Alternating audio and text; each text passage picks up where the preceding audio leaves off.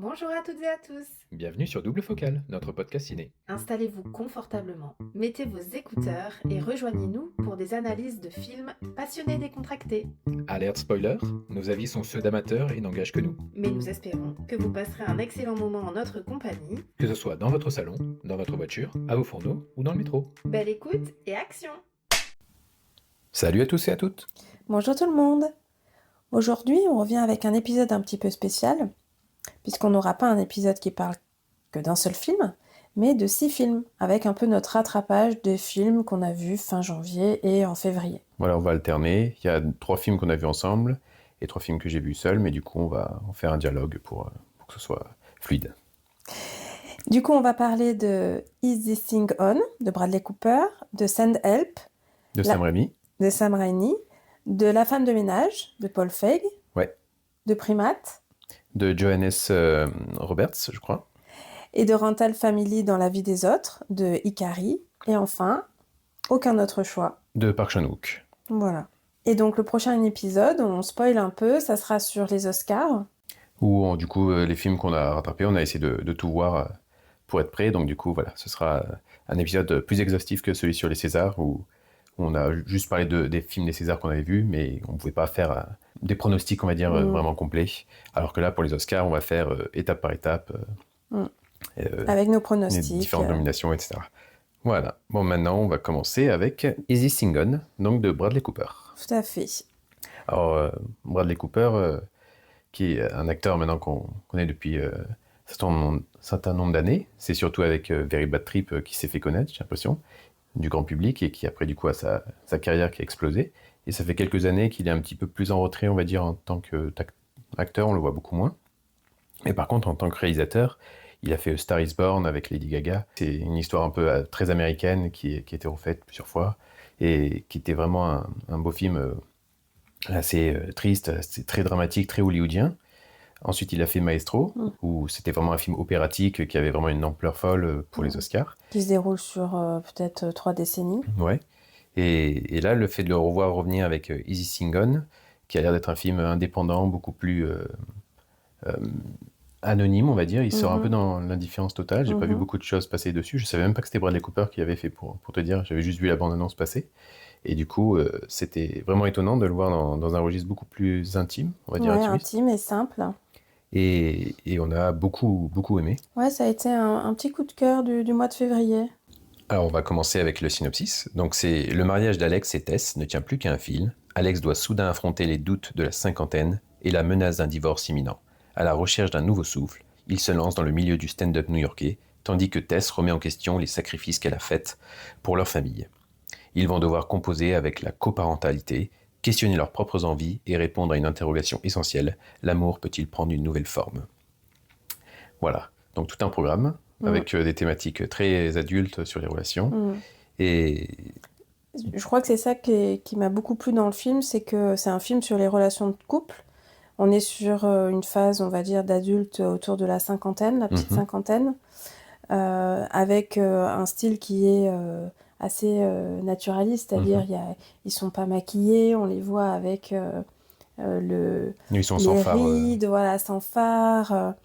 Et c'est comment évolue la relation donc, entre deux personnes, Alex et Tess, qui ont sont été en joués couple. par Will Donc, oui, Arnett on l'a pas et dit. Laura Dern. Will Donc, Arnett et Laura Dern. Laura Dern qu'on ne présente plus depuis Jurassic Park, a fait une très longue carrière, et aussi avec David Lynch et compagnie. Et Will Arnett, qui est un peu plus méconnu du public français, on va dire, mais aux États-Unis il est un peu plus connu, mais qui fait la voix de BoJack Horseman, donc la série à succès de Netflix, qui était déjà sur des réflexions existentielles et sur les relations, et qui était très intéressante. Donc c'est une série d'animation. C'est ça, oui. Et moi je l'avais vu dans Arrested Development, où oui, il c'est vrai, jouait aussi un rôle sympa d'un mec complètement décalé. Enfin, je me souviens qu'il essayait de devenir magicien. Enfin, c'était un rôle très drôle.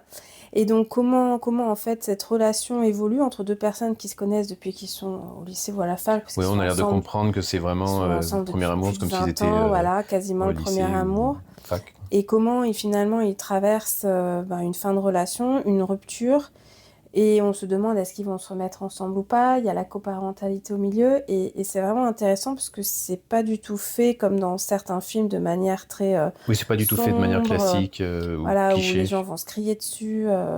ça va être noir. Non, là, c'est fait de manière très adulte. Oui, mais là, c'est l'anti-Marriage Story, donc Ou le Blue film Valentine, l'anti-Blue Ah oui, voilà. Valentine Blue aussi. Valentine, c'est avec Ryan Gosling et Michelle Williams. Ouais. Et c'était un film d'Eric Shefrance qui était vraiment ultra plombant et c'était vraiment croisé entre des flashbacks et entre le présent et le passé. Et c'était assez déprimant comme film et très pessimiste sur les relations de couple. Ouais. Et Marriage Story, donc du coup de Noah Baumbach avec Adam Driver et Scarlett Johansson, qui était brillant dans le film. Il jouait super bien, mais c'était vraiment très, très dans le drama, dans la colère, dans le point qui finit dans le mur et qui fait un trou, enfin je veux dire, pour dire à quel point ça allait loin.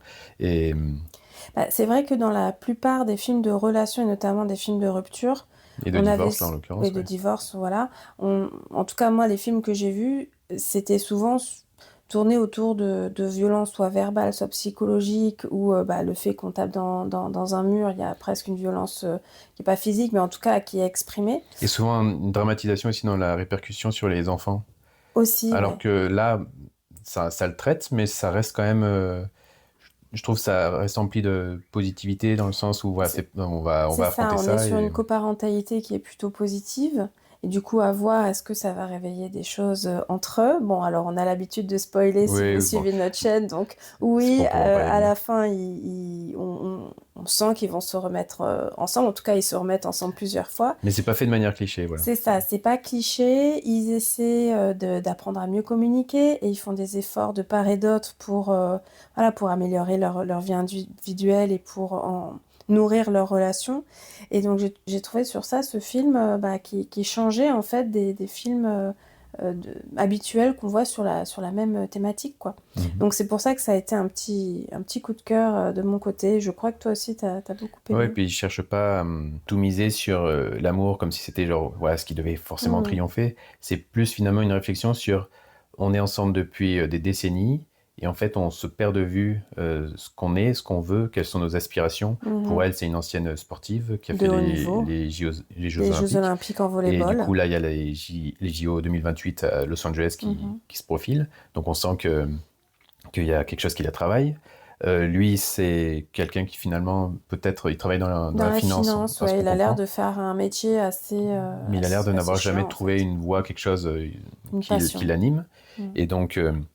finalement, c'est plus, à quel moment des êtres peuvent se perdre en étant à deux et qu'en fait, ils ont besoin de retrouver dans leur individualité leur passion, ce qui les anime, pour ensuite pouvoir le partager de manière plus saine. Et en fait, c'est ça qui est intéressant, parce que du coup, le film traite finalement plus de chaque individualité qui veut trouver sa voie. Et lui, du coup, il va peut-être la trouver avec le stand-up, parce qu'un soir déprimé en déambulant dans les rues de New York, il va vouloir aller boire un verre dans un bar et pour pas payer l'entrée, du coup, il doit s'inscrire à une scène ouverte. Voilà, prestation libre derrière un micro. Et du coup, il va commencer à déballer son histoire avec sa femme de divorce, etc. Et en fait, sur un ton un peu cynique, un peu drôle, semi-drôle, et en fait, il va y prendre goût. Et surtout, excuse-moi de te couper, il y a beaucoup de bienveillance autour de ça, c'est-à-dire tous les autres humoristes qui font la scène ouverte voient qu'il est novice et se rendent compte qu'il traverse une passe difficile. Mais il l'encourage quand même, même s'il le vanne. Voilà. Il le vanne, mais il l'encourage. Et aussi, on voit à travers ça, c'est quoi le stand-up, comment ça fonctionne. Donc il y a aussi un hommage un peu à cet art qu'est le stand-up. Il y a quelques films qui l'ont traité, mais pas tant que ça. Il y avait la série de Louis C.K. aussi qui en parlait à une époque. Mais du coup, c'est vraiment un peu une introspection sur sa vie. Et en fait, à travers le stand-up, c'est une manière en fait de faire une sorte de psychothérapie, mais à cœur ouvert, se mettre à nu devant des inconnus. Et du coup, c'est comme ça qu'il va trouver sa voie. Et il va y avoir aussi du coup la réflexion sur le personnage de Laura Dern qui, elle, va vouloir enseigner pour des futurs athlètes de JO. Et donc, du coup, elle aussi, de son côté, va renouer avec le sport, donc la passion. Puis là. Et après, au milieu de ça, il y a Bradley Cooper qui se met un petit rôle. Sans doute aussi que ça permet aussi d'aider à financer les films. Donc, vu que c'est une grosse tête d'affiche, je veux dire, c'est bien qu'il ait un rôle dedans aussi, mais plus second rôle. Et là, il joue plutôt un artiste un peu raté qui a l'air C'est d'être clair. Toujours le défoncé. second couteau qu'on appelle en dernier recours Ouais, pour des pièces de théâtre. Et très il y avait des drôle. réflexions assez intéressantes sur, à un moment donné, il parle sur le fait qu'il est jaloux du personnage principal joué par Will Arnett, parce que normalement c'est censé être lui l'artiste, le gars qui est drôle, etc. Et qu'en fait, peut-être qu'il lui pique la vedette, mais du coup, tu sens pas d'animosité, ou c'est pas mis en mode drama, c'est vraiment mis en mode fragilité, genre juste entre deux amis qui se parlent, et en fait de tomber les masques pour dire en gros, voilà ce qu'ils ressentent en eux, sur leur vie au bout de 50 ans, les remises en question, faire le bilan sur sa vie. Donc il y a plein de réflexions comme ça, faites, mais de manière très fluide, très Mhm. bienveillante Ouais, très douce. et Alors très ça m'a agréable, fait quoi. un peu penser à la série Les 4 saisons avec Tina Fey et Steve Carell, Mhm. qui est sur un autre registre, qui est peut-être un petit peu plus excentrique. Là aussi sur des personnages autour de la cinquantaine. Donc on a l'impression que c'est un motif qui est en train d'arriver un peu à Hollywood, en tout cas dans le cinéma et les séries, un peu ces réflexions autour de la cinquantaine et les relations amoureuses et amicales voilà, autour de cette période-là. Mais là, pour le coup, il y a quand même dans le film de Bradley Cooper vraiment une forme de bienveillance et de douceur qu'il y avait peut-être moins dans la série que j'ai citée. Ouais. Et après, niveau mise en scène, il y a un côté, ouais, donc comme tu disais au début, un peu naturaliste, mais très caméra à l'épaule, euh, avec des plans séquences, Mm, avec des cadrages très proches des visages. Par mm, exemple, quand il fait du stand-up, des fois ça mhm. coupe pas pendant plusieurs minutes, et t'as vraiment la caméra qui pivote autour de lui, très proche de son visage. Avec des angles de caméra intéressants aussi. Je me souviens d'une scène où Bradley Cooper est dans l'appartement d'Alex, Mhm. où, où la caméra est un peu sur le côté, où, où donc Will Arnett est de dos, Bradley Cooper un peu assis, un peu de loin, et je trouvais qu'à chaque fois il avait une manière de poser sa caméra qui changeait d'habitude. Mhm. Je sais pas si toi tu Et en l'as même temps, elle se fait ressenti. oublier, quoi.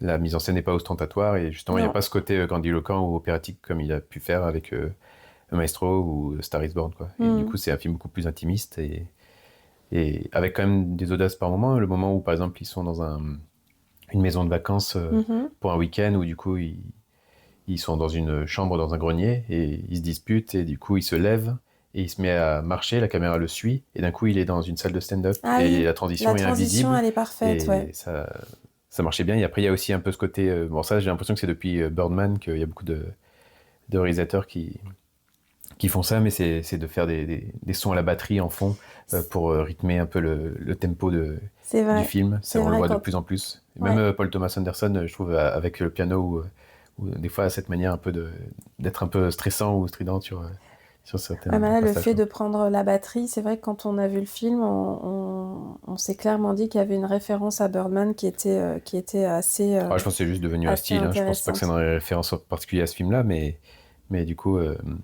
c'est devenu un gimmick, on va dire, de mise en scène. Après, on est un peu sur le même thème de l'homme, on va dire de la cinquantaine, un peu en crise, qui est voilà, dans un état un peu de Oui, c'est vrai. vulnérabilité. Donc il y a quand même aussi des ressemblances. Et alors dans Birdman, c'est sur le théâtre. C'est un metteur en scène et acteur de théâtre. Alors que là, on rejoint un peu le monde du stand-up. Donc il y a quand même quelques ressemblances, bon, même si c'est quand même éloigné et le, le film Is This Thing On a un scénario aussi original et qui lui est propre. Tiens, en parlant du scénario, un petit potin. Mhm. En fait, le film est tiré d'une histoire vraie. Alors, pour la petite histoire de ce que j'ai entendu, c'est tiré de l'histoire d'un footballeur qui est devenu humoriste après un divorce, qui s'appelle John Bishop, et qui Mhm. s'est retrouvé a priori, je sais pas, dans le même bateau, le même avion que Will Arnett, Oui, parce qu'il a participé à l'écriture, et du coup. qui a donc raconté son histoire. Will Arnett en a écrit un scénario, et comme il est ami de longue date avec Bradley Cooper a dit ben, on va faire un film. Donc c'est vrai que Will Arnett s'est beaucoup impliqué sur le film. Donc il est co-scénariste. Je sais pas, il est peut-être coproducteur Ouais, je crois également. aussi, oui. Donc voilà, Will Arnett, en plus d'être le rôle principal, a quand même une implication forte sur le film. Donc voilà, il y a la petite histoire derrière la grande. Des fois, on voit pas des accointances des fois avec certains acteurs et en fait, on réalise pas qu'ils sont très amis au quotidien et que du coup, un jour, un projet émerge entre eux, quoi. Mm. Et sinon, à part ça, ouais, tout le long du film, de voir le personnage prendre confiance en lui derrière le micro Mm. et, et voir le personnage de Laura Laura Dern Dern. reprendre complètement passion pour ce qu'elle fait et de Mm. pouvoir entraîner des équipes, etc. C'est assez communicatif et ça aboutit finalement presque sur un climax qui est avec les enfants qui font leur musique de Under Pressure, donc David Bowie et Queen. Et du coup, la scène finale, je trouve, elle est vachement belle et Ouais, tu sens cette alchimie, ce truc qu'ils avaient perdu, mais qui était en sommeil, on va dire, et qu'ils avaient besoin de trouver leur voie à chacun pour pouvoir se remettre sur le même chemin. Trouver leur voie et aussi se comprendre, parce qu'en fait, tout le sujet du film, et il y a une phrase que j'ai trouvée très intéressante du personnage principal, donc de Alex, qui dit à Tess, c'est ça, hein, Tess, je n'étais pas malheureux à cause de notre couple, j'étais malheureux dans notre couple. Et en fait, il a fallu que chacun, que ce soit elle ou que ce soit lui, comprenne en fait qu'est-ce qui faisait qu'ils étaient malheureux et du coup n'arrivaient plus à nourrir la relation. Et lui, par le biais du stand-up, il arrive à du coup reprendre sa vie en main et du coup arriver à nourrir sa relation. Mais c'est pas suffisant, c'est-à-dire qu'il fallait aussi que sa femme soit entendue. Et elle, son besoin, c'était pas tant qu'il la soutienne par rapport à son rôle d'ancienne athlète ou du nouvel entraîneur, c'est qu'elle soit soutenue en tant que femme, en fait, derrière son côté sportif. Et donc, il y a une discussion super intéressante autour du lac où elle lui dit, mais moi, en gros, j'ai besoin que tu me vois en tant que femme, en tant que personne. Et c'est là, quand ils arrivent, en fait, à un peu résoudre ce quiproquo qui était latent depuis des années, qu'ils arrivent à reconstruire au-dessus, quoi. Voilà, à passer au-dessus, à construire une relation vraiment saine et certainement durable, en tout cas, on l'espère. Donc, il y a vraiment tout ça qui est intéressant. C'est pas seulement le fait qu'on soit bien dans sa tête qui fait fonctionner une relation, il y a aussi la manière dont on nourrit la relation et qui correspond aux besoins de l'autre. Donc pour ça, le film est assez passionnant. Tout en parlant de l'introspection artistique, que ça tient à cœur. On imagine à Bradley Cooper avec ses films déjà précédents, donc avec la musique dans Star is Born et Maestro, et là maintenant plus avec soit le stand-up, soit le sport, mais que ça reste comme ça, le côté artistique ou passionné des choses. Et d'ailleurs, il est assez drôle à chaque fois qu'il fait des apparitions. Ah oui. Il est tellement à l'ouest qu'il s'est Oui, et donné puis à contre-emploi, parce qu'il joue vraiment le rôle d'un loser au final, donc ça fait du bien aussi de voir qu'il a de l'autodérision comme ça. En tout cas, un film qui nous a bien plu. Voilà, vraiment, vraiment très chouette. Et là maintenant, on passe à La femme de ménage, donc de Paul Feig. Donc avec Sydney Sweeney, Amanda Seyfried et Brandon Sklenar. Voilà, donc le synopsis, Millie est récemment sortie de prison. En cherchant un nouveau départ, devient femme de ménage chez les riches Winchester.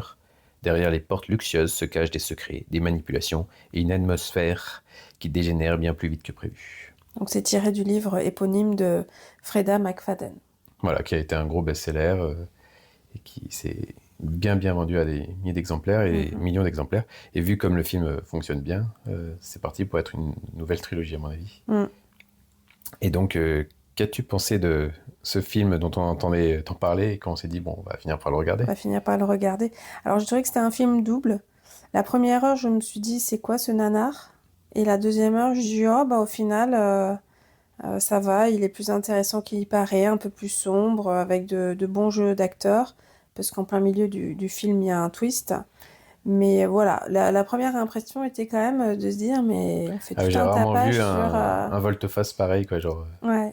Pendant 1h10 à peu près, vraiment on se regardait, on se facepalmait, on se dit c'est quoi ce film ? Ça ressemblait à ces petits thrillers adolescents érotiques type 50 nuances de gris ou... Exactement, et donc c'était un petit côté nanar dans sa construction, avec des musiques à certains moments, comme notamment à l'hôtel, voilà. Tout était gros, ça nous c'était posait balourd, oui, dans la mise en question. Ouais, scène. ouais, c'était lourd. Après, en soi, c'était pas trop mal filmé, hein, mais... Et puis, il y a un tournant Oui, donc on va spoiler. au début de la deuxième heure. Et donc, ça rend le film plus intéressant puisqu'on se rend compte que finalement, la personne qu'on croyait folle Avec ses raisons. avait ses raisons. Elle a créé en fait une situation pour faire croire qu'elle était folle, pour pouvoir s'extirper d'une situation qui était... Et là, tout le puzzle se met possible, voilà. Se met en marche. Et finalement, le méchant de l'histoire, c'est le mari qui cachait son jeu depuis le début. Donc c'est un film au final qui est assez classique, puis pas trop mal réalisé. Ce que je trouve dommage par contre, c'est que toute l'intro de la deuxième partie soit expliquée à travers de la lettre lue à haute voix. Oui, c'est vraiment paraphrasé. Voilà, c'est hyper paraphrasé et je trouvais qu'au final, on a même pas pu réellement en tant que spectateur profiter de ce twist complet. Ça peut être bien fait. Bon, après, tu l'as pas vu, mais Gone Girl, par exemple, dans l'idée, c'est un peu le même genre d'histoire, on va dire, mais c'est mis en scène déjà magistralement par David Fincher. Et après, dans la narration, il y a aussi des lettres lues, etc. Mais étonnamment, là, ça passe nickel. Ouais.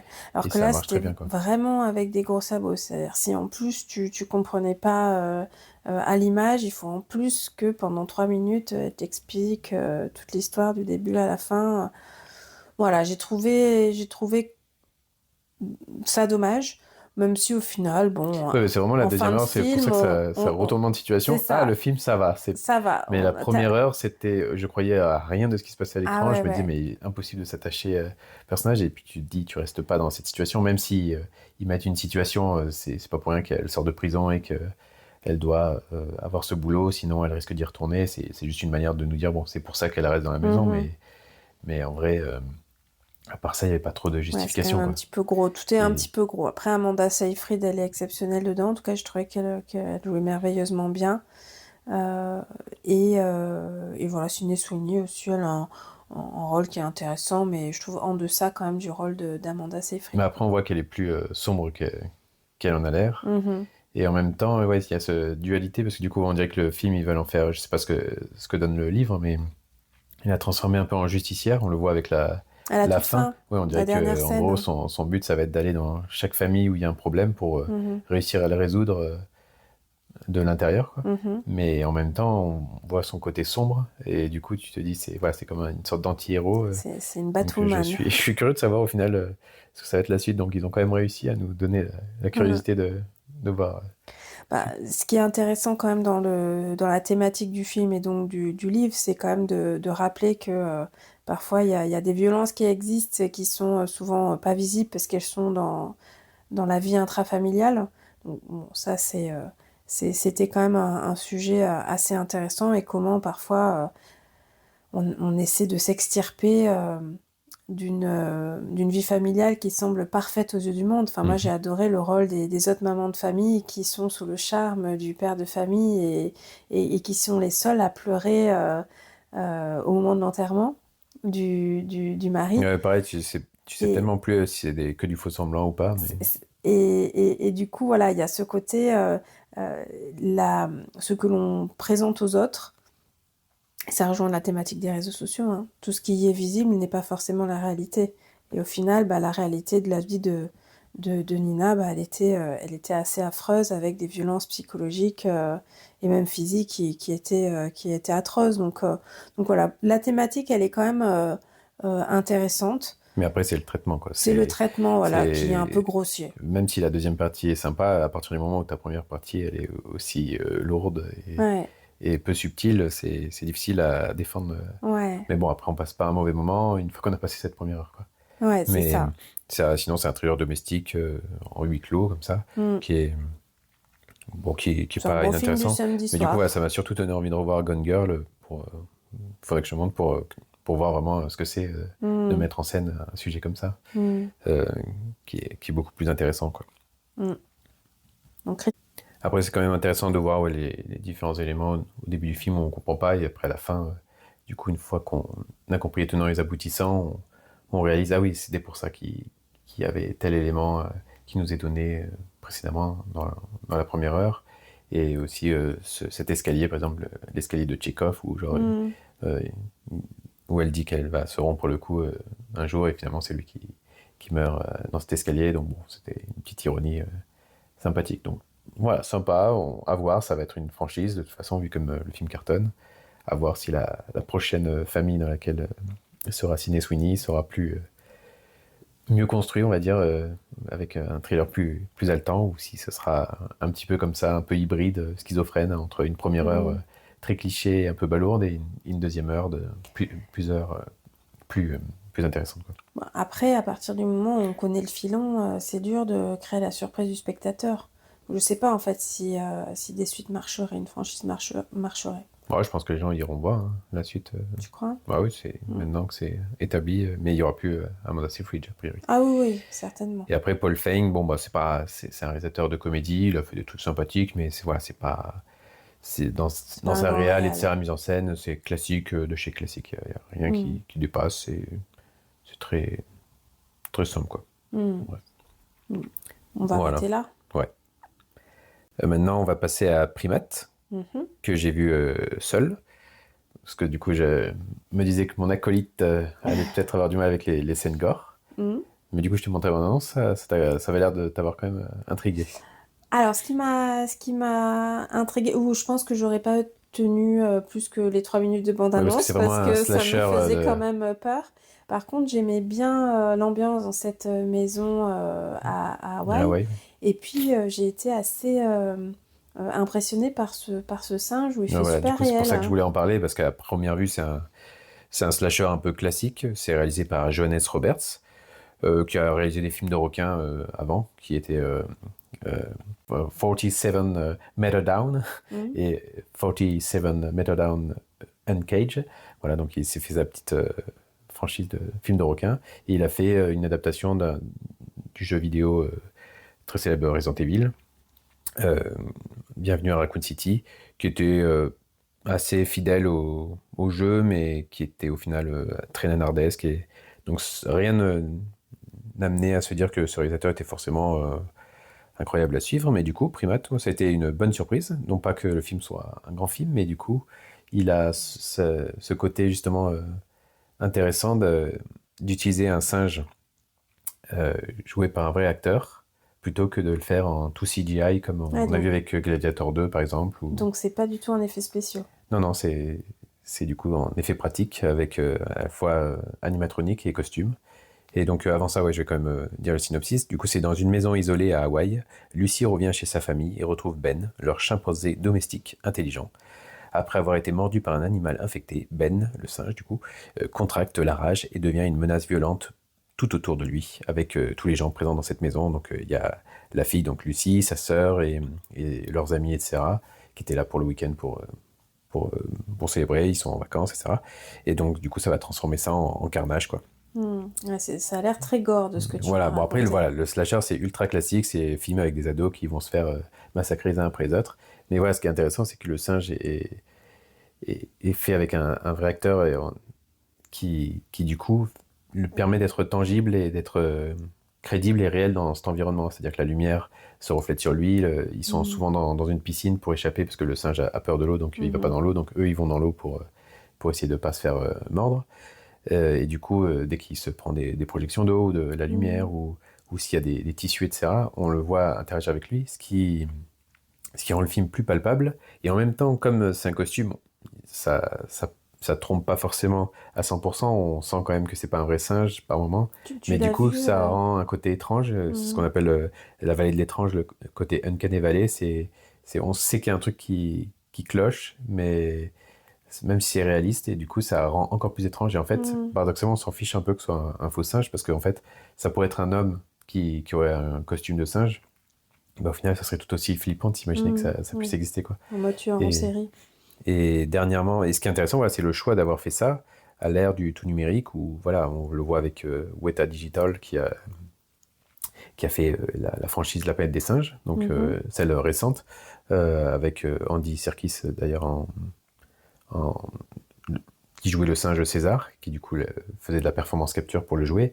Et bon, Weta Digital, c'est la boîte d'effets spéciaux de Avatar, donc autant te dire qu'ils ont les moyens et qu'ils peuvent te faire des singes ultra réalistes, et donc ils sont magnifiques sur ces films-là, sauf que ça, c'est juste pour Weta Digital, mais tous les autres films d'horreur, etc., s'ils veulent faire la même chose, jamais de la vie, ils auront des effets spéciaux pour pouvoir faire ça. Donc du coup, le fait de venir à un effet pratique, ça avait presque un côté presque touchant d'une certaine manière, de revenir à ce côté, comme les tout premiers Planète des singes pour le coup, avec Charlton Heston, qui était avec des costumes, et même si ça se voyait, bon à l'époque ça devait être plutôt bluffant pour les gens, ils devaient y croire, mais bon, aujourd'hui tu le regardes, c'est sûr que ça vit, mais en même temps ça reste... Ils marchent sur leurs deux jambes, ils sont très... Oui, ils sont très anthropomorphiques, mais je trouve que ça marche quand même bien. Et il y avait celui aussi, le mal-aimé, bon peut-être à juste titre parce que c'est pas incroyable, mais le Planète des singes de Tim Burton, où ils étaient un peu plus courbés, etc., mais qui du coup avait des costumes aussi, et avait un méchant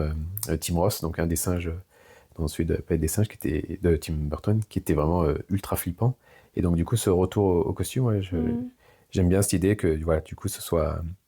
Et t'as ressenti en tant que spectateur, toi qui regardes beaucoup de films genre, de films gore, est-ce que ça t'a fait encore plus peur Je pense que je pense que ça a marché, alors qu'on voit tout le temps des films avec des démons, etc., comme The Conjuring, etc., où souvent c'est toujours en numérique, ou voilà, le fait d'avoir un vrai acteur comme ça qui saute, qui surgit sur les personnages, qui casse par exemple un placard dans lequel s'est caché un des ados et pousse les lattes en bois, etc. Du coup, il est là, il est présent, et du coup, ça rend tout ça plus immersif, plus tangible. palpable. Et après, ce qui joue beaucoup, et ça souvent c'est sous-estimé, même si le film c'est pas un grand film, il a le mérite d'essayer de faire un beau décorum, d'avoir une belle villa en bord de falaise à Hawaï avec la jungle autour. Et en fait, c'est agréable de voir des films d'horreur qui sont pas toujours la maison hantée, ou qui a toujours le même type de décor, et là d'avoir un environnement qui est cinégénique, quoi. Qui sort de l'ordinaire. Et pourtant, ça pour le coup, c'est fait en numérique, ça a été filmé, je crois, oui en Allemagne ou je sais pas où. Et donc du coup, en fait, il y a quasiment que du décor fait en studio. Et donc en fait, c'est sur ça qu'il y a du numérique, mais pas sur le singe. Bon, il y en a peut-être un peu sur le singe, mais ça doit être ultra léger, parce que on sent que tout est fait en dur, et c'est un des films qui se vante le plus d'avoir utilisé le plus de litres de sang.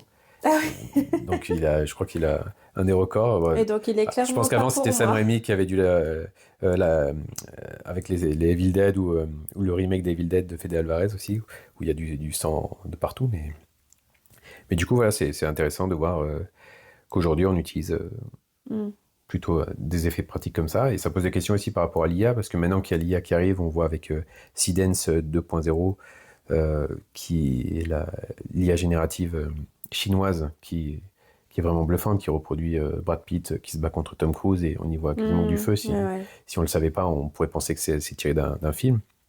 Maintenant, les IA, elles vont pouvoir copier ce qu'elles voient d'un chimpanzé, par exemple, qui, dans ses mouvements, dans sa manière de se mouvoir, et que bientôt, peut-être des effets spéciaux seront faits juste en disant, génère-moi par-dessus cet acteur qui est en train de marcher avec cette posture, génère-moi chimpanzé par-dessus. Et donc ça va poser des questions, c'est sûr, pour plein de choses comme ça, sur les films d'horreur à venir, films d'horreur en général, enfin films en général, je veux dire. Et bon, voilà, rien que pour ça, c'était intéressant, je trouve. La mise en scène était plutôt bonne, les acteurs étaient quand même attachants, même si bon, ça restait des ados, donc il y en a certains, c'est des petits cons qui font n'importe quoi, mais il y avait des scènes, par exemple la scène de la voiture, où il y a une fille qui se verrouille à l'intérieur. Sur la bande-annonce. Ouais. Rien que ça m'a fait flipper. Du coup, elle se croit à l'abri, sauf qu'en fait, le singe, il a les clés de voiture. Les doubles, peut-être. Ouais, non, il a les bonnes clés, et c'est elle qui s'est trompée de clé. Et du coup, il peut déverrouiller la voiture, et du coup, rien que ça, il se balade aussi avec une tablette dans laquelle il peut taper, parce qu'il sert dans la famille pour le côté sourd-muet, donc langage des signes, c'est un. Et donc, du coup, il appuie sur des boutons, des fois, pour dire des phrases. Et donc, il répète tout le temps des mots un peu glauques ou creepy devant les ados. Donc, du coup, ça rajoute un peu d'horreur. Donc, voilà, c'est vraiment un thriller, un slasher d'horreur sans prétention. Ça n'a rien d'incroyable. Mais franchement, j'ai passé un bon moment. Et globalement, les singes, je trouve qu'il y a toujours eu un côté un peu flippant chez eux. Et d'ailleurs, il y a une scène dans The Square de Ruben Östlund, qui avait eu la Palme d'Or, avec l'acteur Terry Notary, qui était déjà un acteur qui jouait en motion capture des singes dans la trilogie de Matt Reeves de La Paix des singes, où du coup, il se mouvait comme ça pendant un gala pour récolter des fonds parmi les invités, en étant habillé en singe. Il est torse nu comme ça, et tu vois un humain, mais qui imite un singe, avec la gestuelle, la sonorité, la voix, etc. Et c'était ultra flippant, et effectivement, il y a vraiment quelque chose à jouer avec ça, et du coup, là, ils l'ont fait avec un chimpanzé, et Parce que Et c'est c'est- les animaux les plus proches aussi des humains. oui, voilà, donc c'est ça, il y a un côté miroir, exactement. alors que bon, les singes restent dans leur état naturel et donc sauvage, mais c'est quand même les animaux sauvages les plus proches de nous, donc C'est il pour y a ça, un ça effet fait... psychologique. Et sur le côté violence qu'on arrive à cerner, qui n'est plus une violence type animale, comme un tigre qui se jetterait sur sa proie. Là, ça devient presque une violence presque humaine, mais chez un homme, ouais, je sais pas, chez un singe. Chez un Donc du coup, singe. c'est perturbant, on va dire. Et donc le côté Uncanny Valley rajoute à ça dans ce... Donc sans prétention, mais sympathique. Je recommande pour ça. Maintenant, on passe à Rental Family, Dans la vie des autres. Donc un film réalisé par Ikari, donc qui est une réalisatrice qui a participé à la série Acharné, Beef, qui était sur Netflix, et de Tokyo Vice, la série qui avait été créée par Michael Mann. Donc C'est une réalisatrice japonaise. voilà, Et donc donc du un coup film qui se passe au Japon avec majoritairement des acteurs asiatiques. japonais, sauf Brendan Fraser, qui joue Voilà. d'ailleurs le rôle de l'Américain. De Philippe l'Américain, comme à un moment donné il est appelé. Et du coup, c'est inspiré d'un concept réel au Japon, qui est la location de proches. Donc, c'est ça, la Rental Family, qui raconte l'histoire d'un homme qui gagne sa vie en se faisant louer comme membre de famille qui ont besoin de présence humaine pour tout un tas de situations. Ça peut être pour un faux mariage, pour avoir... Ou même pour un vrai mariage, ou un parce que vrai dans mariage. le film, il y a un vrai Ouais, mariage, mais du coup, où il joue un faux mari.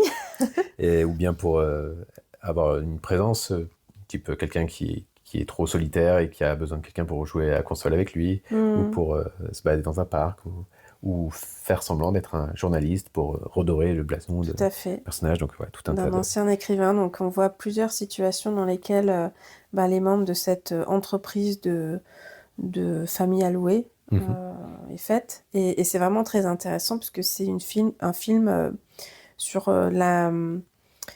l'impact en fait que l'ordre, la norme, la conformité, qui sont vraiment des valeurs importantes au Japon, a sur les Japonais. Et pour pouvoir parfois répondre à ces attentes sociales fortes, ils sont obligés finalement de s'inventer une famille ou de s'inventer des amis. Oui, parce que l'honneur est important, ils préfèrent que la situation reste stable dans la famille, même s'il y a du mensonge et des faux semblants, plutôt que de tout faire exploser. C'est ça, et la scène notamment du mariage, elle est ultra puissante, puisque c'est une jeune femme qui est obligée d'épouser Brendan Fraser, qui est loué pour l'occasion. Alors là, il joue le rôle d'un Canadien, pour faire croire à sa famille qu'elle part au Canada avec un homme marié, donc ils sont très heureux pour elle, alors que c'est juste le moyen pour elle d'échapper à sa famille, de vivre le fait qu'elle est lesbienne, et donc de pouvoir vivre avec une femme. Et donc en fait, par ce biais-là, certains arrivent à échapper à leurs conditions et à vivre leur vie, et alors c'est pas fait de manière critique, le film je trouve n'est pas critique, il pose un constat. Oui, c'est plus, voilà, c'est comme ça la société japonaise. Il y a un constat finalement qui est sur une situation terrible que vivent les Japonais, mais avec quand même un regard assez doux, parce que bon, la réalisatrice est japonaise, donc elle a un regard qui est sur sa propre culture, mais j'ai trouvé ça assez frappant. Je ne m'attendais pas qu'un tel concept soit aussi développé. Par contre, c'est un truc qui m'a questionné tout le long du film. Je veux bien que Tokyo ou le Japon soit grand, mais c'est quand même assez risqué de faire ça. Parce que du coup, tu te dis, il suffit qu'ils croisent à nouveau Brendan Fraser dans la rue, genre les parents du mariage, ils disent, mais qu'est-ce que vous foutez là ? Et du coup, il y a tout qui part en... Non, mais je veux dire, dans la société même japonaise, c'est étonnant de se dire qu'il n'y a pas cette anticipation sur le fait que ça puisse mal tourner. D'ailleurs, ça va mal tourner à un moment donné. sur ce type de cas de figure, quoi. Oui, oui, tout à fait, avec notamment la petite fille Mia, où il doit jouer le rôle de son père biologique, Mhm. où apparemment elle va le voir dans une pub, Oui, parce parce qu'il que a fait c'est que des un pubs un des ancien pubs, acteur c'est un acteur qui... raté qui fait des C'est pubs ça, au au Japon. Japon. Parce que voilà, vu qu'il est occidental, du coup, il peut avoir des rôles que ne peuvent pas avoir d'autres japonais, mais il n'arrive pas forcément à tirer son épingle du jeu de cette Mm. manière-là, quoi. En tout cas, on voit un Japon qui est quand même, enfin, en tout cas, une société japonaise qui est très isolée à cause de ce poids des normes.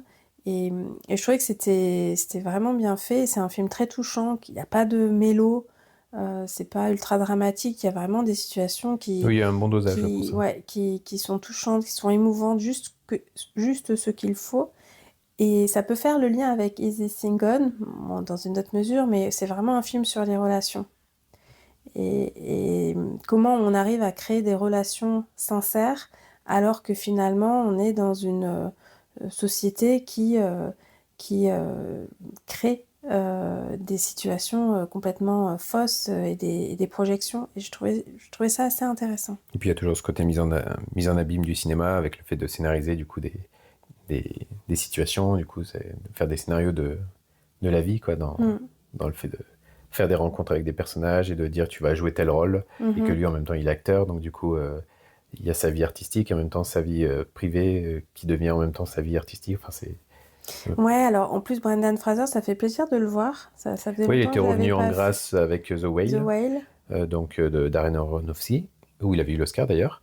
Et dernièrement, ouais, on commence à le revoir petit à petit dans des rôles par-ci par-là, et c'est vraiment agréable parce qu'il a vécu pas mal de dépression et de problèmes dans sa vie.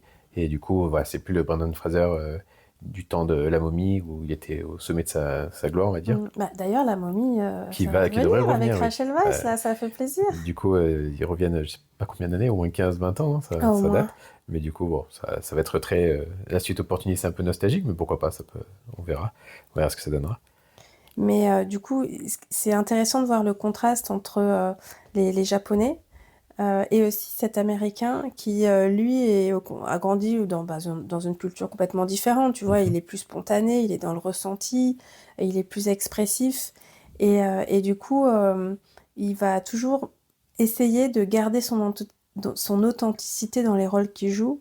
Et Oui, finalement, il va trahir, réussir à créer de vrais liens avec les familles qui le louent, entre guillemets.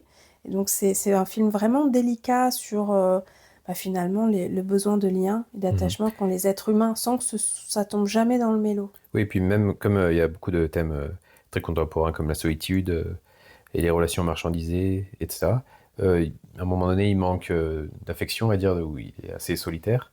Et du coup, il va avoir une escort girl, et on a l'impression qu'il la voit régulièrement.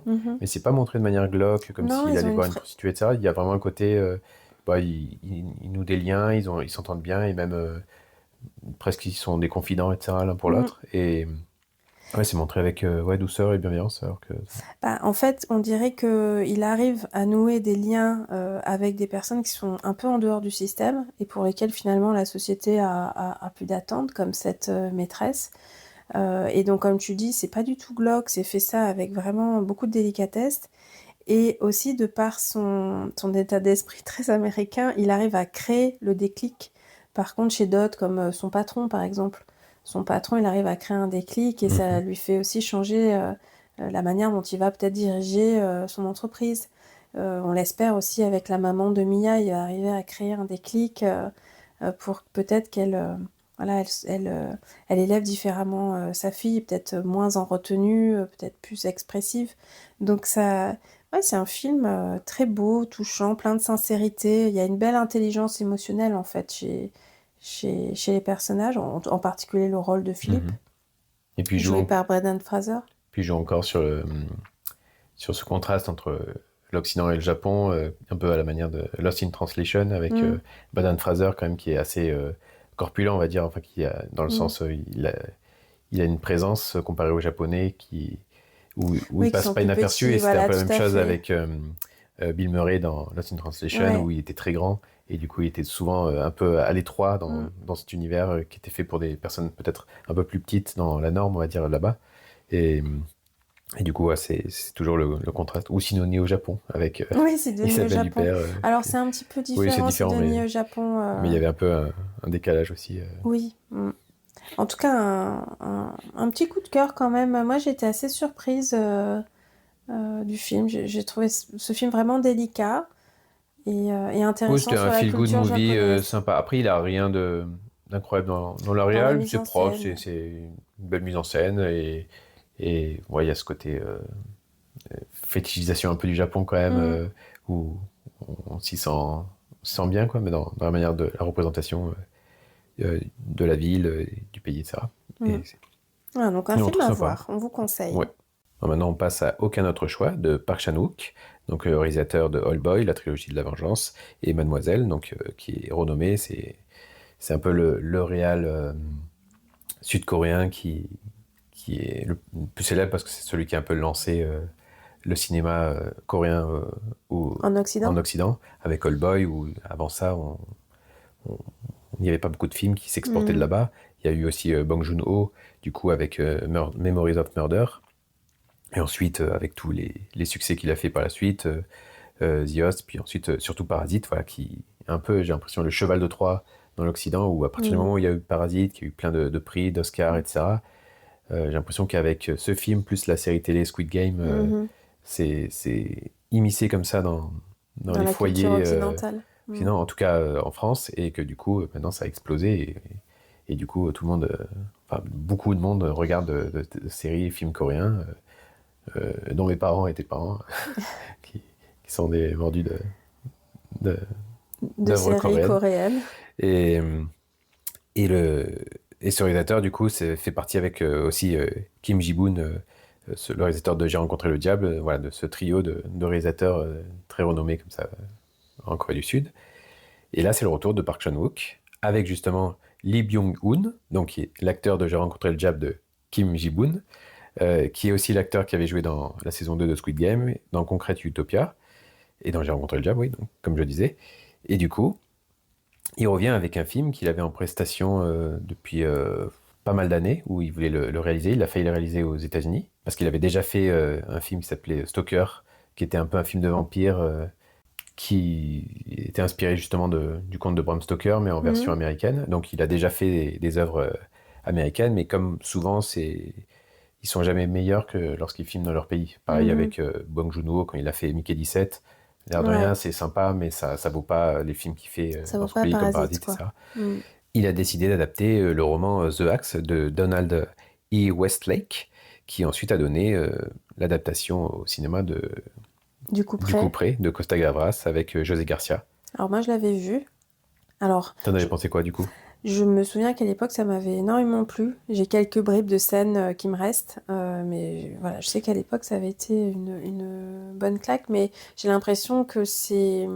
En fait, quand j'avais vu la bande-annonce de Aucun autre choix, je m'étais pas dit c'est Oui, un ça remake saute de pas aux ça, yeux quoi. forcément. Non, Bah, ça le, sautait le pas aux concept, yeux. en gros, c'est une personne qui est au chômage parce qu'il s'est fait licencier de sa boîte et du coup, il veut trouver un autre emploi dans une boîte un peu similaire. Et du coup, il va regarder les CV de ses concurrents et il va voir 5 CV de concurrents vraiment potentiellement proches de lui, voire supérieurs à lui. Il s'est dit, ben, mon seul moyen de me faire embaucher dans cette boîte, c'est que ces gens n'existent pas. Mhm, C'est ses concurrents. Donc du coup, il va les éliminer mhm. un par un, quoi. Donc voilà, c'était littéralement une lutte des classes pour trouver son emploi, qui était un thriller voilà, assez noir, etc. Et donc là, le but, c'est de le transposer au monde d'aujourd'hui, quoi, Mhm. contemporain, Et en mais Corée, en donc. Corée du Sud, du coup. Donc le synopsis, c'est Yu Man-soo, un employé de longue date d'une usine, est licencié brutalement. Désespéré de retrouver un emploi et protéger sa famille, il en vient à des mesures extrêmes contre ses concurrents, au point de planifier une série d'actes qui le transforment en menace. Donc Park Chan-wook, c'est vraiment un réalisateur assez virtuose dans la mise en scène, dans la réal. Donc là où Le Couperet était peut-être un film beaucoup plus classique dans sa forme, là par contre il s'en donne à cœur joie. Il y a presque un côté, il sublime presque son monde avant qu'il se fasse licencier. On voit un ciel qui est presque irréaliste, comme un fond d'écran d'ordi, tellement il y a un côté fantaisiste. Il a vraiment la vie parfaite avec sa maison, etc. Tu sens il a les chiens, les enfants, tout son monde est bien bâti. Et à partir du moment où il se fait licencier, Pour quelle raison? C'est un licenciement économique ou parce qu'il fait une erreur? c'est les Américains qui rachètent une boîte de papier. Je sais pas si c'était ça dans le couperet, c'était une boîte de papier déjà à l'époque. Je me souviens pas. Mais du coup, il licencie quasiment tout le monde pour faire de la rentabilité, quoi. Voilà. Et du coup, il se retrouve donc à devoir vendre, par exemple, sa voiture. Et on lui dit, il faut que tu vendes la maison, mais il refuse de vendre la maison parce que c'est la maison dans laquelle il a grandi, etc. Ils vont arrêter de faire les cours de musique pour leur fille, par exemple. Ils vont dire, c'est fini, on se désabonne de Netflix. Donc, tout un tas de choses sur lesquelles ils veulent gratter, du coup, pour réussir à s'en sortir, avec sa femme aussi qui va reprendre le boulot.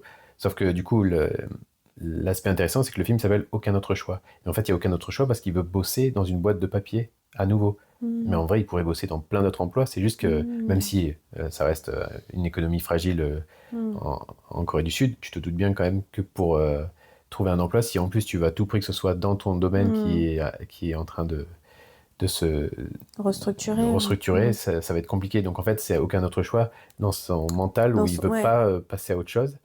Il veut à tout prix miser sur là où il est performant plutôt que d'essayer de trouver à se réinventer. Et en fait, c'est ça qui va créer une similitude avec tous ses concurrents. C'est là où ce sera peut-être plus fouillé, je sais pas, que dans le couperet, c'est que tous ses concurrents sont un peu pareils.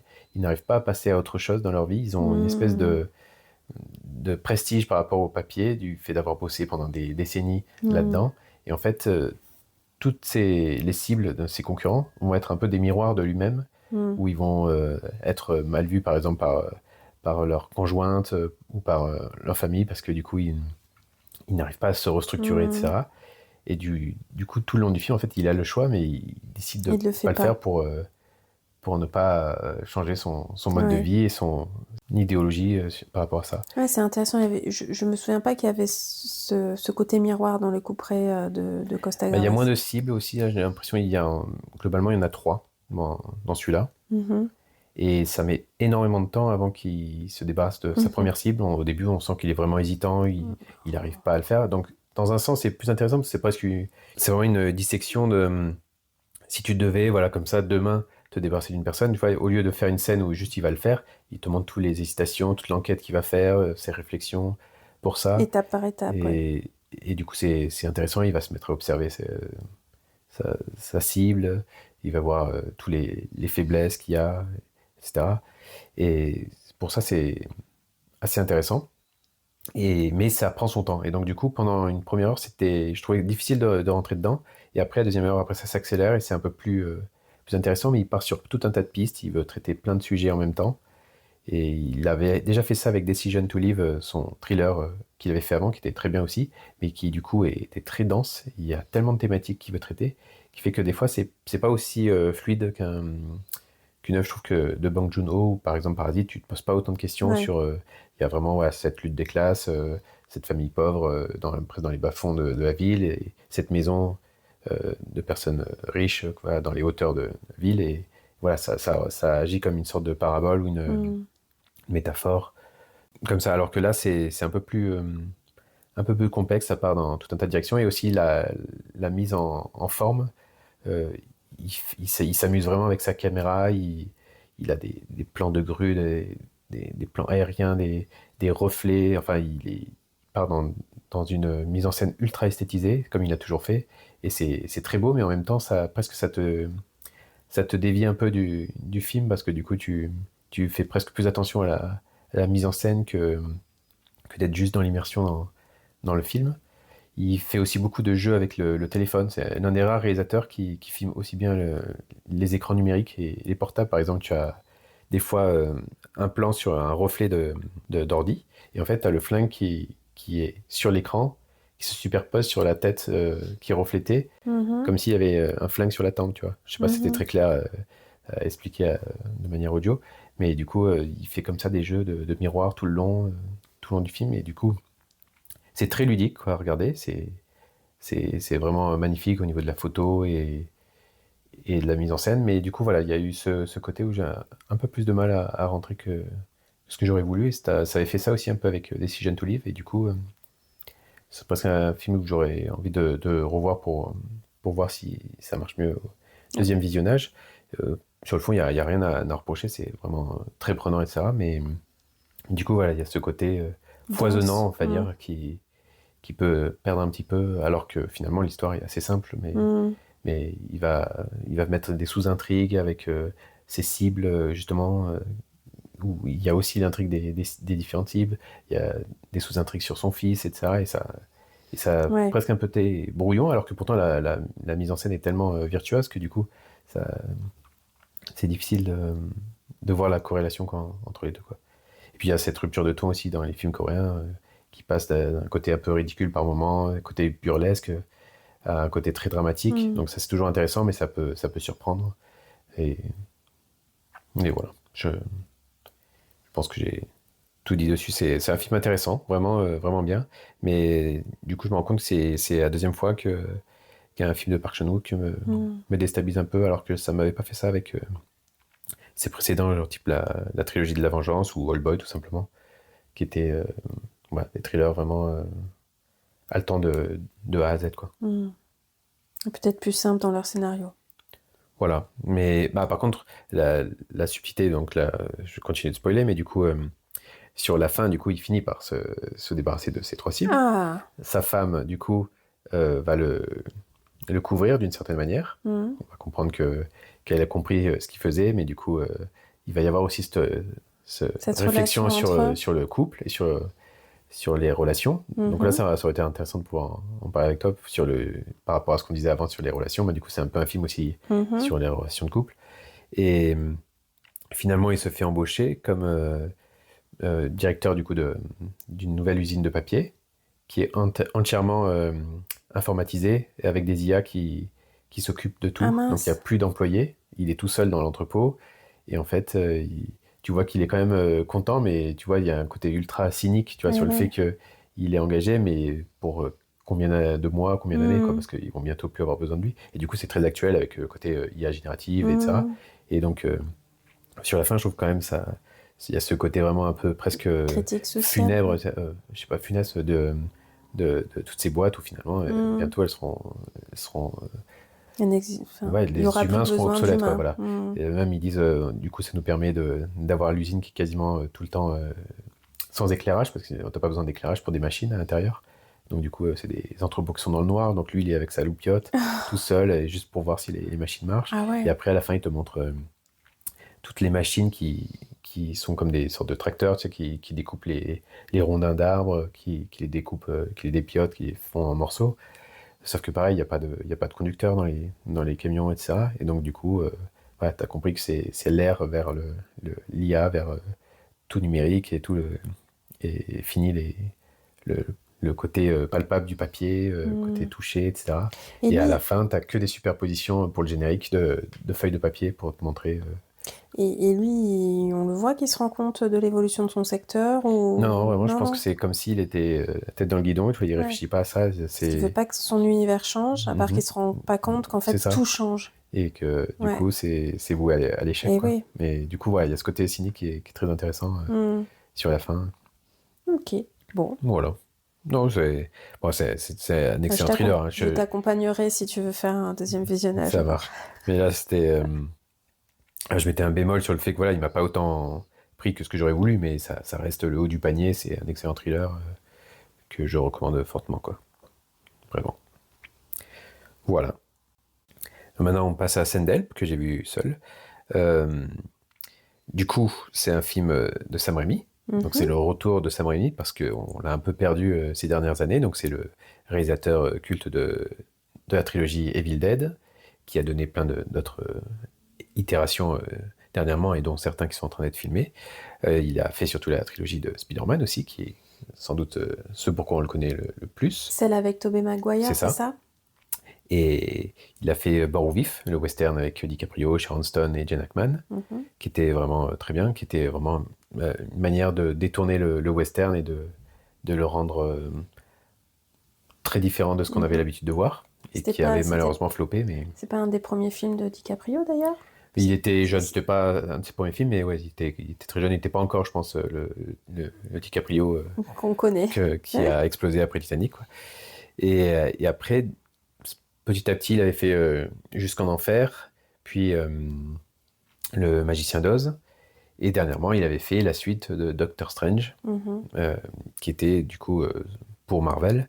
Et concrètement, mis à part quelques plans nébuleux ou des fulgurances par-ci par-là, on ne reconnaissait pas vraiment le style de Sam Raimi. Et on ne peut pas dire que c'était un film de Sam Raimi. Pour moi, c'était un Marvel de plus. On ne m'aurait pas dit que c'était Sam Raimi, je n'aurais pas pensé, quoi. Et donc, on sent que là, du coup, avec Send Help, peut-être qu'avec Doctor Strange, c'était je vous fais un film pour vous et vous me permettez de faire un film pour moi. Et du coup, il a eu une commande avec Send Help et du coup, il s'est dit bah, je vais voir ce que je peux donner là-dedans. Et du coup, il a mis son Sam Raimi un peu rebelle, très irrévérencieux et très fantaisiste des débuts. Et du coup, il s'en donne à cœur joie, quoi. Send Help, c'est vraiment un retour à son côté un peu craspec, qui se régale dans la mise en scène. Et ça fait plaisir à voir. Alors du coup, le casting... Ouais, t'allais parler du casting, c'est l'occasion de voir donc Rachel McAdams. Rachel McAdams, c'est à contre-courant, parce que du coup, je pense l'avoir jamais vu dans un rôle comme ça. Il est loin le temps de Rachel McAdams de About Time, par exemple, ou des comédies romantiques qu'elle avait fait, qui là vraiment est magistral, quoi. Et Dylan O'Brien, qui avait joué dans Les Labyrinthes, la trilogie film pour ados. Et moi, il m'avait jamais marqué plus que ça. Et là, du coup, de le voir dans ce rôle, c'était vraiment sympa, quoi. C'est une découverte, on va dire. Du coup, le synopsis, alors, sur un vol d'affaires, Linda et Bradley survivent à un crash et se retrouvent coincés sur une île déserte. Linda possède des compétences de survie, Bradley non. Mais ce qui commence comme lutte pour la survie devient une guerre psychologique, teintée d'humour noir. Alors le synopsis ne le dit pas, mais Linda en fait est employée pour Bradley. Donc Bradley est le PDG de l'entreprise qui vient d'hériter de son père qui est mort. Voilà. Donc il a l'air d'être un manager toxique, en tout cas de ce qu'on voit de la bande-annonce. Et Linda, c'est un peu l'employée très perfectionniste, qui a l'air de... Qui est complètement décalé, qui n'est pas dans son environnement, qui fait tâche un peu dans l'environnement, quoi. C'est ça. Dans la bande-annonce, ça m'a fait penser au destin de Lisa. Je sais pas si tu connais cette série. Ça m'a clairement fait penser. Il manquait plus que les bagues. Il joue avec ça, le fait qu'elle mange un sandwich au thon, par exemple, et qu'elle a du thon qui est au bord de sa lèvre, et du coup, ça se sent dans le bureau. Enfin, elle n'est pas du tout adaptée, en fait, à ce monde. Elle est un peu un look un peu vintage et qui espérait donc apparemment une promotion. Et à cause de donc la reprise en gérance par le fils, là du coup lui il met en avant plutôt ses potes, ses amis, et donc quoi. Du coup elle se sent évincée, elle se sent trahie, humiliée presque, et du coup tout le bureau est un peu contre elle, dans le sens elle est montrée du doigt comme si c'était la marginale un peu, qu'est-ce qu'elle fout là, elle est avec son petit gilet rose, un peu de mamie. Il y a presque vraiment une manière d'humilier le personnage dès le début pour dire qu'elle n'a pas sa place dans ce monde de requins. Sauf que, à côté de ça, elle est fan de survivalisme. Elle regarde le Koh-Lanta Survivor version américaine. Et donc, du coup, elle s'y connaît à fond. Elle fait plein de randos, des treks, etc. Et ça, c'est un aspect qui est mis en avant pour montrer que, une fois sur l'île, elle va pas être la petite... rescapée qui sait rien faire, et ça. Non, au contraire, elle maîtrise tout de A à Z, là où le boss, lui, il est complètement perdu, il est dans ses petites habitudes et son côté maniéré, peut-être. Maniéré, où les gens doivent s'occuper de lui, etc. Et donc là, ça va pas passer, quoi. Donc du coup, le film se transforme vraiment en survival, en thriller comme ça, avec cette confrontation sur l'île.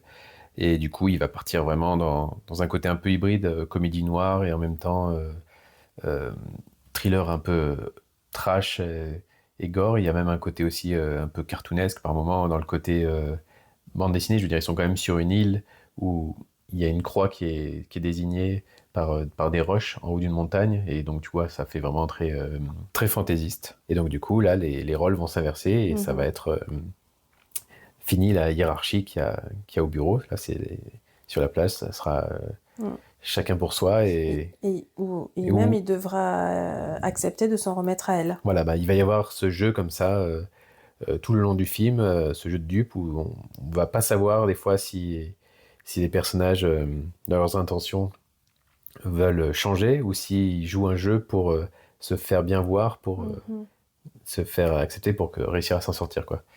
Parce qu'en fait, elle va progressivement tomber amoureuse de lui. Ah! Donc il va y avoir un côté rom-com qui va se mettre, sauf que ça va être évidemment détourné par tout un tas de codes et de situations.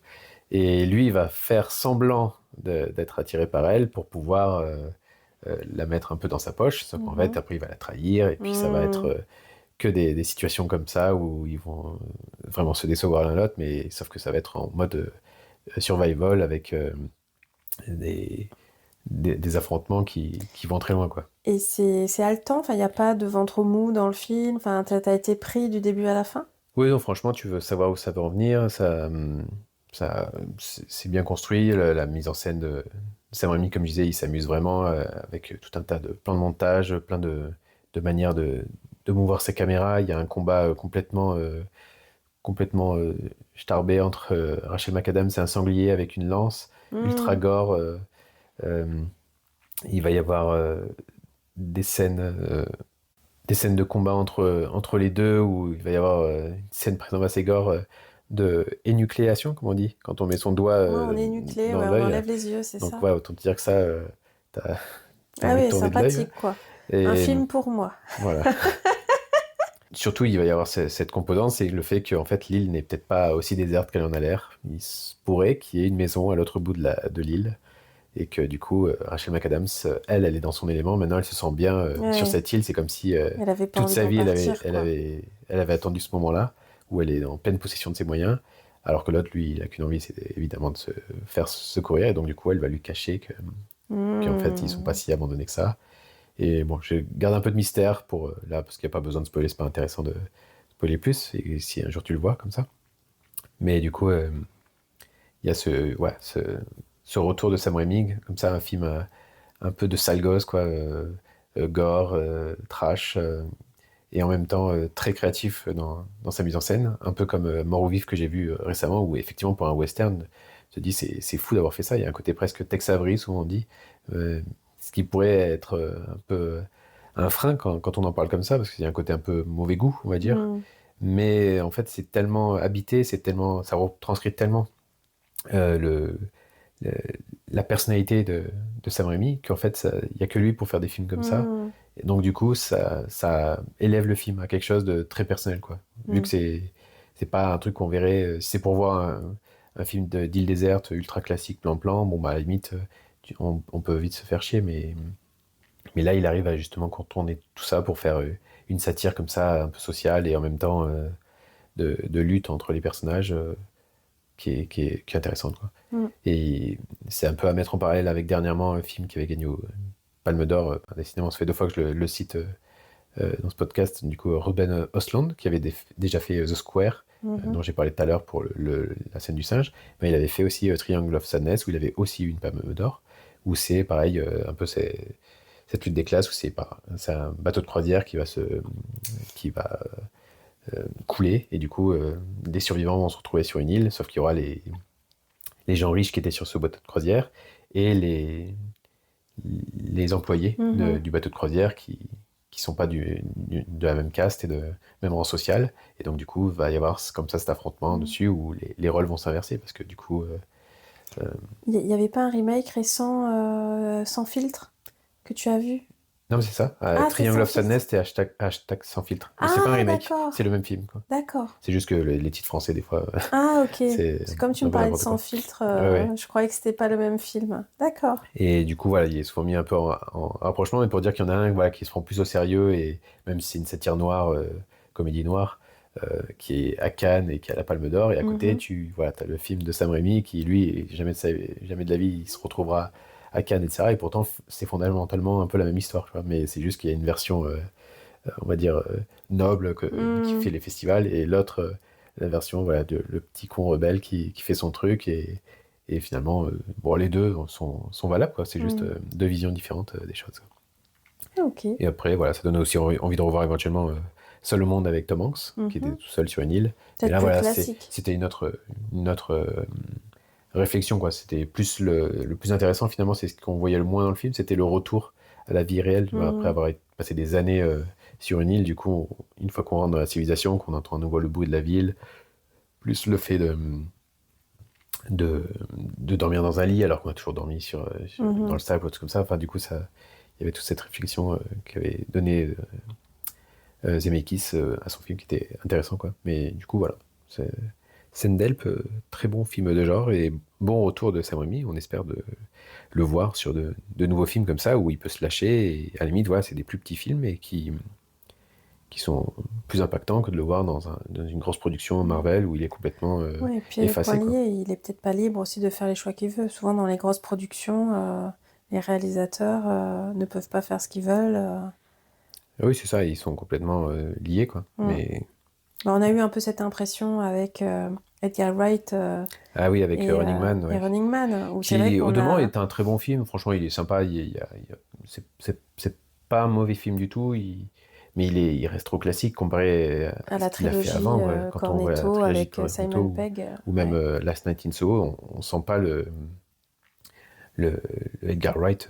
créatif. Ouais. Et pourtant, il essaie. Hein, et le film, au demeurant, ça aurait été fait par un réalisateur lambda qu'on connaît pas. On serait dit, ah, bah, il en a sous le capot, quoi. Mais parce que c'est Edgar Wright, il y a plus d'attente. Du coup, voilà, c'est souvent le problème.